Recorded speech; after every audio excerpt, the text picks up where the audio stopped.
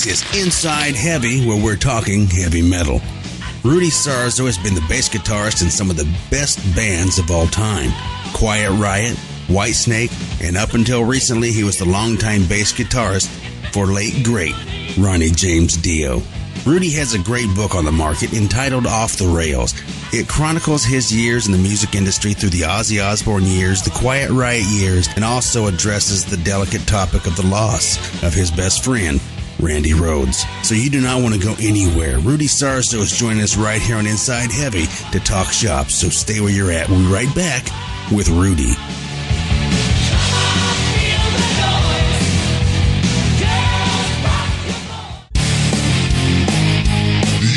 Heavy music.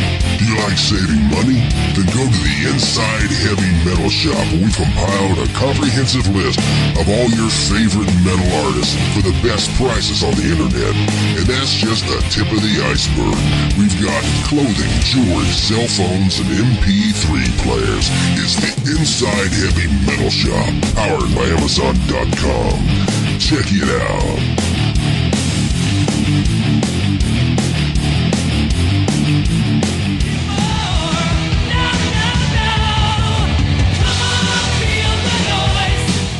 We are back with Rudy Sarzo right here on Inside Heavy, the world's inside source for heavy metal. We've got Rudy Sarzo, classic bass guitarist, on the phone with us. Rudy, welcome to Inside Heavy, my friend. Hey, what's happening, Ivan? How you doing? I'm doing fantastic. It's a pleasure to talk to you. Looking forward to speaking to you about your book. Tell us about Off the Rails. It's been out a little while, but it's an interesting book, as I understand. Haven't got a chance to read it, but give us some insight into your book. Well, what I wanted to do is answer the number one question I get asked when I travel around the world, which is, what was it like to play with Randy Rhoads?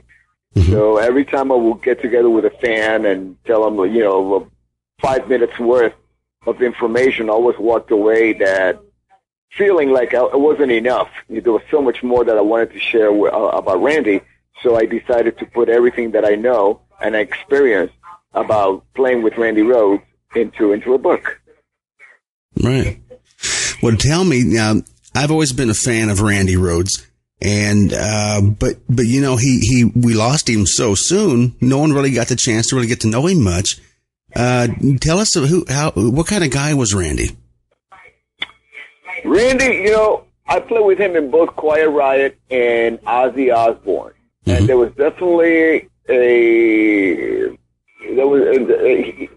was a metamorphosis when he traveled to England, and Ozzy just gave him creative freedom just to be whoever, whatever was inside of Randy, to let that come out. Because prior to that, we were in Los Angeles with Quiet Riot, and we were pretty much at the mercy of what record companies at the time expected from bands if they wanted to get signed. So we were pretty much in a box creatively. And as soon as Randy left L.A. and went into a more fertile ground, such as England, and also the fact that Ozzy already had a record deal, so it wasn't like we have to, conform to what labels were asking about, for you to get signed. He was already signed, so it's like, okay, let's make the best rock music that we can. And that's what came out of Randy. But one of the things that I can definitely say about Randy that very few people know, except for his few students, and I say few because there were only about, a few hundred students that he had, guitar students, music students. Right. Compared to the millions of people that know him as a rock god, a guitar hero. Right. It's the fact that he was an incredible teacher. And I learned a lot from Randy, not only about music, but also how to be the best human being that you can be, Really? And that is something that he never lost. He was able to remain a teacher. As a matter of fact, if you see any pictures of Randy playing live in front of a crowd, an audience, you're going to see him, the way that he holds the guitar is very clear. It's kind of like he's giving the audience a music lesson right there on the spot. Huh. I'll be darned. So he enjoyed teaching and had students. He enjoyed sharing. He was a great communicator. A man of very few words. Mm-hmm. When he said something, he meant it. And it was something that, that you could really, gain, take life, to the next level with things that he would say, Right.